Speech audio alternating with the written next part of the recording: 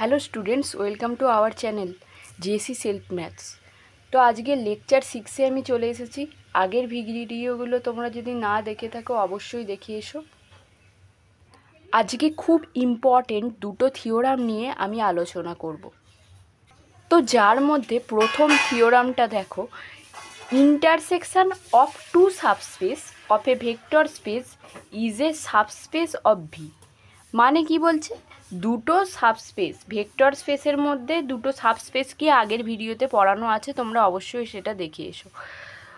তো দেখো, ভেক্টর স্পেসের মধ্যে দুটো সাবসেট, ভাবো W1 একটা সাবসেট আর W2 একটা সাবসেট, এদের দুজনের ইন্টারসেকশনটাও একটা সাবস্পেস হবে ভেক্টর স্পেসের মধ্যে।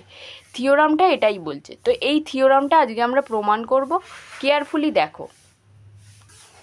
তো যেহেতু দুটো সাবস্পেস বলেছে ভেক্টর স্পেসে তাহলে আমায় দুটো সাবস্পেস ভেক্টর স্পেসের মধ্যে নিতে হবে।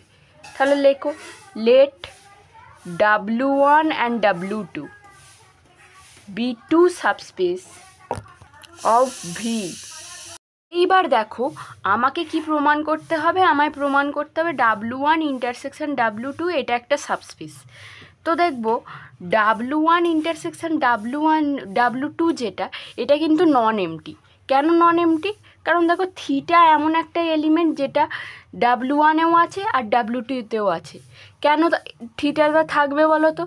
মনে আছে যে আমাদের W1 যদি একটা সাবস্পেস হয় ভিএফের মধ্যে, তাহলে W1টাকে তোমার ভেক্টর স্পেস ভিএফে হতেই হবে, না হলে সেটা সাবস্পেস হতে পারবে না।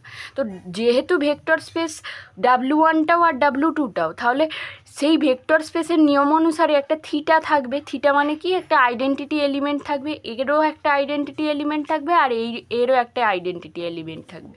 আর ভেক্টর অ্যাডিটিভ সেম হবে, তাহলে থিটাটা W1-এও থাকবে আর W2-তেও থাকবে। তাহলে আমি এখান থেকে বলতে পারবো W1 intersection W2 is not empty. W1 intersection W2 is not empty. তাহলে বলো কেন নন এমটি লিখে দিই? Because theta belongs to W1 intersection W2। এবার আমি কি করছি, আর একটা এলিমেন্ট নিচ্ছি যেটা আমরা বলছি এর মধ্যে অবস্থিত, W1 ইন্টারসেকশন W2 এর মধ্যে অবস্থিত। Let α1 belongs to W1 intersection W2, আর দুটো এলিমেন্ট নিয়ে নিচ্ছি, and α2 belongs to W1 intersection W2। এইবার দেখো, এটা নেওয়া মানে α1টা W1-এও আছে, α1টা W2-তেও আছে। তাহলে লিখি α1 belongs to W1, α1 belongs to W2। Similarly α2টা W1-এও আছে আর α2টা W2-তেও আছে। তাহলে আমি এখানে কমা দিয়ে লিখেই দিতে পারি, α1 α2 দুজনেই W1-এ আছে আর α2 α1 দুজনেই দুজনেই W1-এ আছে আর দুজনেই W2-তে আছে। তাহলে আমি এটা তো বলতেই পারি α1 α2 দুজনেই তাহলে এদের দুজনের ইন্টারসেকশানে আছে, W1 ইন্টারসেকশন W2-তে আছে। এবার দেখো, ভেক্টর স্পেসের নিয়ম অনুসারে আমাকে কি করতে হবে, এদের দুজনকে যোগ দেখাতে হবে, α1 প্লাস α2। এটা কোথায় দেখাতে হবে, আমার W1 ইন্টারসেকশন W2-তে আছে, এটা আমায় দেখাতে হবে। তো কিভাবে দেখাবো? এটা আমরা পড়ে এসেছি, W1টা সাবস্পেস অফ ভেক্টর স্পেস। W1-এর এলিমেন্ট কি, α2 আর α1। এবার সাবস্পেসের কি ডেফিনেশন ছিল, যে এদের দুটো এলিমেন্টকেও তাহলে W1-এর মধ্যে থাকতে হবে, তবেই সেটা একটা সাবস্পেস হবে। α2 যদি W1-এ থাকে, α1ও যদি W1-এ থাকবে, তাহলে এদের দুজনের ক্লোজার প্রপার্টিটাও W1-এ থাকবে। এটা আমরা পড়েছিলাম। সিমিলারলি W2 এর মধ্যে α2 α1 আছে। তাহলে দেখো, সিমিলারলি আমি বলতে পারি α1 প্লাস α2 বিলংস টু W2। এইবার দেখো, তাহলে α1 প্লাস α2টা W1 ইন্টারসেকশন W2 এ আছে। এদের দুজনের ইন্টারসেকশানে আছে, তাহলে লিখেই দিতে পারি alpha one plus alpha two belongs to W one intersection W two. দেখো একটা কন্ডিশান আমরা ভেক্টর স্পেসের পেয়ে গেলাম, দ্বিতীয় কন্ডিশান এবার তোমাকে পেতে হবে। ক্লোজার প্রপার্টি পেয়ে গেলাম সাবস্পেসের। দ্বিতীয় কি দেখাতে হয়, সি ডট আলফাটা ডাব্লুর মধ্যে আছে। আলফা হচ্ছে একটা এমন এলিমেন্ট, সিটা কি না ফিল্ডের এলিমেন্ট, আর আলফাটা হচ্ছে কি ডাব্লুর এলিমেন্ট। তাহলে নি let see belongs to F. ফিল্ডটা বলে দেয়নি, এফ বলেছে, আমি সেই জন্য সিটা এফ লিখলাম। আলফা ওয়ানটা দেখো ধরছি আমি ডাব্লু ওয়ানের মধ্যে অবস্থিত, ডাব্লু ওয়ানের মধ্যে আলফা ওয়ানটা অবস্থিত। তাহলে C dot alpha one belongs to, আর একটা কথা বলে দিই, এখানে আলফা ওয়ানটা ডাব্লু ওয়ানে আছে, আবার আলফা ওয়ানটা ডাব্লু টুতেও আছে। তো এটাই আমি প্রথমে ধরেছিলাম, তাহলে লিখে দিই alpha one belongs to W two. এইটা তো ধরেছিলাম, সেই জন্য এখান থেকে বলছি আলফা ওয়ানটা ডাব্লু ওয়ানেও আছে আর আলফা ওয়ানটা ডাব্লু টুতেও আছে। এবার দেখো সাবস্পেসের নিয়মানুসারে সিটা যদি ফিল্ডে থাকে, আলফা ওয়ান যদি ডাব্লু ওয়ানে থাকে, তাহলে সি ডট আলফা ওয়ানটাও ডাব্লু ওয়ানে থাকবে। যদি না বুঝতে পারো তাহলে আগের ভিডিওটা একটু দেখে এসো, এটা সাবস্পেসের পুরো ঘটনাটা বলা হচ্ছে। এবার এখানে দেখো সিটা যদি ফিল্ডের এলিমেন্ট হয় আর আলফা ওয়ান যদি ডাব্লু টু এলিমেন্ট হয়, তাহলে C dot alpha one belongs to W two, গোটাটা চলে যাবে। For all alpha one belongs to W two, for all alpha one belongs to W one. এইবার আমাকে দেখো এরা দুজনেই C dot alpha one C dot alpha one, এরা দুজনেই কার intersection, W one intersection W two এর মধ্যে আছে। ডাব্লু ওয়ান আর ডাব্লু টু দুজনের মধ্যে আছে, তাহলে দুজনের মধ্যে থাকা মানে ইন্টারসেকশন হবে।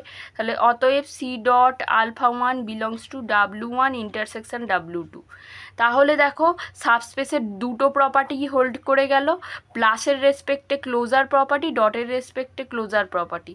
সো ভিএফ, তো vector space is a subspace of V, sorry W one, এটা নয়, W one intersection W two is a subspace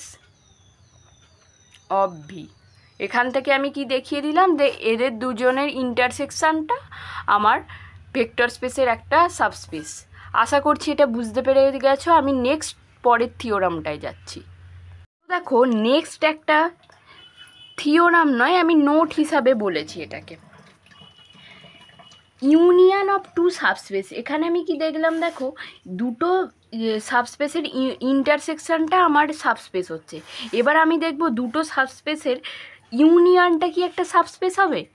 তো দেখা যাক, আমি একটা এক্সাম্পলের মাধ্যমে তোমাদের এই গোটা ব্যাপারটা বোঝাচ্ছি। এটা কি ইউনিয়নের ক্ষেত্রে সম্ভব? ইন্টারসেকশানে যেমন সাবস্পেস হলো, ইউনিয়নেও কি হবে?